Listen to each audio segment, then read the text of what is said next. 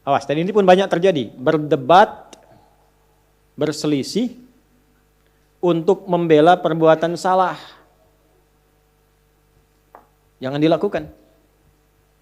Ini di An-Nisa ayat ke-107. Wala tujadil 'anil ladzina yakhtanuna anfusahum. Dah? Nah, biasanya yang begini ini orang munafik. Ya, ini ciri khas karena ini sedang menerangkan tentang sifat nifak. Ya, jadi kalau ada orang salah, terus dibela. Nah, lawan diskusinya orang benar. Sudah ada orang benar, menerangkan yang benarnya, malah dicari-cari untuk lawannya. Ya, dicari argumentasi supaya seakan-akan ini ada pembanding. Ini benar kok, benar dipertahankan. Itu sesuatu yang salah. Itu dilarang. Sengaja berdebat untuk melawan sesuatu yang benar, tapi membela yang salah. Contoh. Ini paling gampang, paling aktual. Tapi jangan dipotong videonya. Kamera turun. Turun kamera. Ya, biar satu saja, biar lengkap. Nih, orang sudah tahu setiap muslim, kalau sholat berjamaah itu, khususnya di masjid misalnya, imamnya laki-laki. Saf makmum yang laki-laki depan. Kenapa ketawa? Perempuan di belakang. Sebaik-baik safnya tuh di belakang. Belakang pun ditata lagi. Udah ada bagiannya. Jadi kalau pengen saf pertama perempuan, di saf perempuan, di belakang laki-laki. Ya, itu yang sehat. Nah, dan itu yang benar. Karena yang ngajarkan Nabi. Kan gak mungkin melampaui Nabi. Nabi kan yang nyuruh. Bukan cuma disampaikan, sampai dipraktekkan, diukur oleh Nabi. Digaris begini, diatur. Abu Bakar sini, Utsman sini, Umar sini. Baris semua. Sampai masing-masing punya hobi. Ada yang pojok kanan, ada zaman Nabi itu. Ada pojok kanan. Saf depan ada. Dan itu ditunggu oleh Nabi. Karena Nabi tahu. Nabi tahu. Itu ketahuannya saat meninggal. Karena Nabi komen, nungguin mana si fulan yang biasanya pojok kanan ini. Dilihat gak ada. Ditunggu itu. Karena sudah waktu mau habis, maka dilakukan sholat. Lalu dicari ke rumahnya. Jadi kisah nyata. Jadi kalau kita sambil belajar sirah, enak dapatnya. Begitu dicari, jauh juga rumahnya nih. Itu sahabat yang komen kan, Nabi biasa aja. Sahabat. Nabi biasa aja, Nabi kan Masya Allah, itu kan biasa. Kadang-kadang begitu, gurunya biasa, muridnya yang komen kan. Nyampe ke rumah ketemu istrinya. Ya Rasulullah, ditunjukkan kan, istrinya datang keluar. Ya Rasulullah, si fulan meninggal, singkatnya demikian. Sehingga gak bisa berangkat untuk berjamaah. Masya Allah. Sampai husnul khatimahnya. Nabi cuma nanya gini, ada gak kejadian yang aneh atau unik sebelum dia meninggal? Tuh, namanya Nabi kan? Gak ada ya Rasulullah, cuma dia berkata begini, ya Allah, kenapa gak lebih jauh lagi katanya.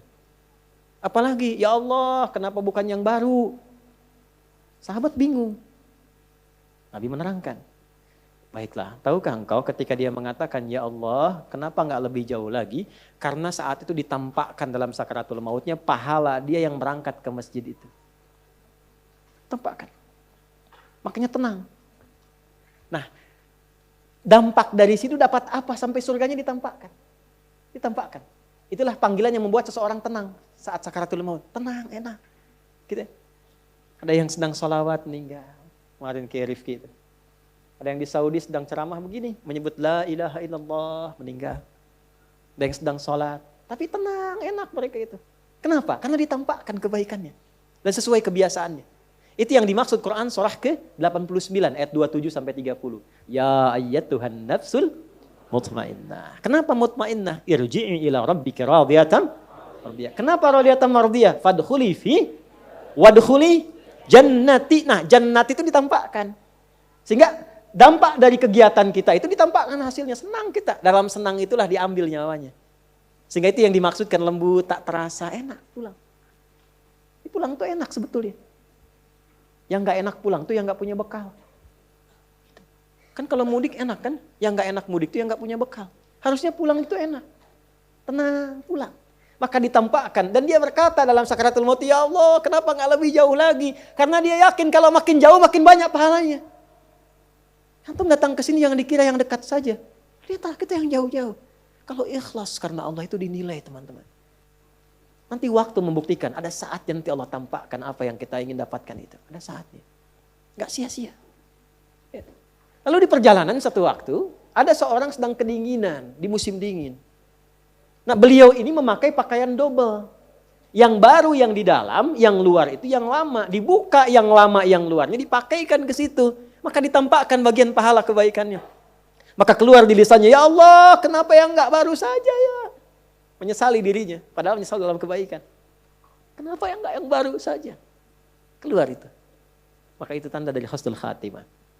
Ya. Tapi bab kita bukan di situ. Bab kita adalah Nabi tetap walaupun sedramatis apapun, sesedih apapun, safnya tetap yang depan laki-laki. Laki-laki semua. Nah perempuan di belakang. Sayyidah Aisyah ketika mulai ke masjid itu ngambil yang paling belakang itu. Ya, sehingga beliau pun melihat kami itu kalau udah selesai segera pulang lagi. Ya, untuk menjaga kehusyuan, menjaga kebaikan supaya tidak ikhtilat, bercampur dan pasti akan berpengaruh. Makanya di awal-awal waktu saat baru-baru masuk Islam, saat ada perintah sholat, itu perempuan dilarang ya mendekat kepada laki-laki yang sedang sholat, apalagi lewat depan. Bisa dianggap batal. Kenapa? Karena sedang melatih syahwat di awal-awal masuk Islam. Ya, saking dipisahkannya supaya baik. Dan jangan dikira kalau ke belakang itu menunjukkan status perempuan rendah. Tidak, jangan ngarang sendiri. Tidak, bukan itu maksudnya. Ayo rekam tuh. Jangan dipotong ya. Bukan. Justru ketika mematuhi Allah tinggi statusnya.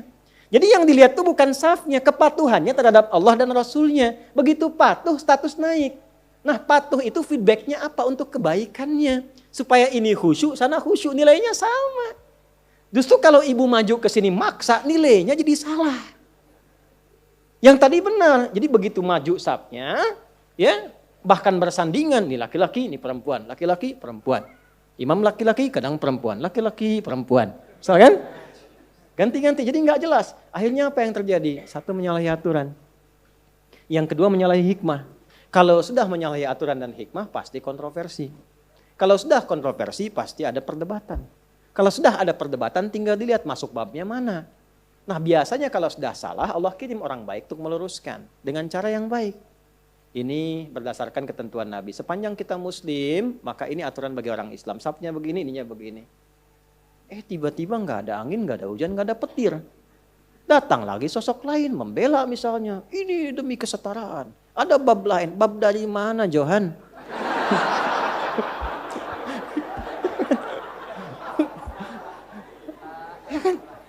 Nah ini tiba-tiba muncul, tapi ini sudah dari Quran disampaikan akan ada isyarat begitu. Makanya jangan kaget kalau ada melihat di TV macam-macam, kok membela, itu artinya Qurannya benar. Itu. Qurannya benar artinya. Akan ada terjadi demikian. Nah kita yang sadar, yang sehat jangan ikut-ikutan. Apakah mencela? Tidak juga. Kalau ada yang demikian minimal kita doakan. Kalau punya kemampuan diluruskan sesuai dengan kewenangan yang Allah tetapkan. Ulama luruskan dengan ilmu. Ya, yang berwenang pemerintah tertibkan dengan aturan. Sehingga semua kompak menjaga kedamaian. Tapi tidak ada bab celaan, tidak ada bab hinaan. Itulah indahnya Islam. Ngajinya tuntaskan. Turun An-Nisa ayat 140. Itu kan akumulasinya. Ya, waqad nazzala 'alaikum fil kitabi an idza sami'tum ayatillahi yukfaru biha wa yustahza'u biha fala taq'udu ma'ahum hatta yakhudu fi haditsin ghairi innakum idzan mithluhum innallaha jami'ul munafiqina wal kafirina fi jahannam jami'a. Paham? Tidak. Nah. Telah tetap ketentuan dalam Al-Qur'an kalau ada orang nyeleneh, itu kata Allah, nyeleneh. Ayat Quran diingkari, petunjuk Nabi diseling-selingi. Ya. Bahkan sengaja kadang-kadang menjadi olok-olok. Merasa benar mengolok-olok. Kalau terjadi yang demikian jangan lakukan hal yang sama kata Allah. Hindari, pertama jauhi.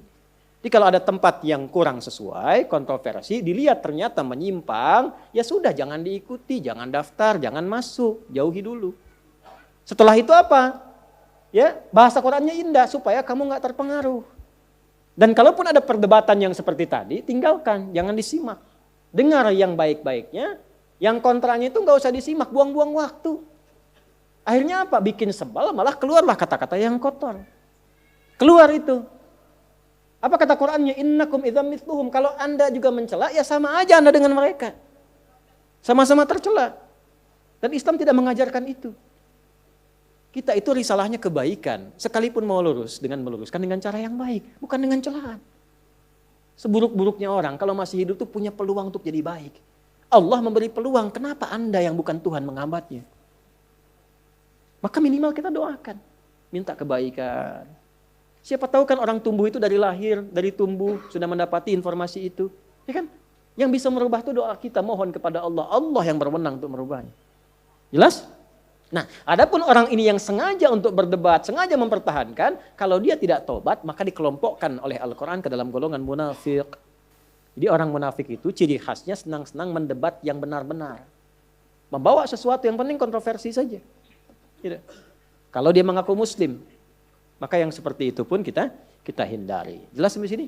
Jadi nggak usah repot-repot direspon. Respon lagi, sehingga banyak status jadi nggak berkembang. Ujungnya apa? Cuman perdebatan, nggak ada isinya. Paham?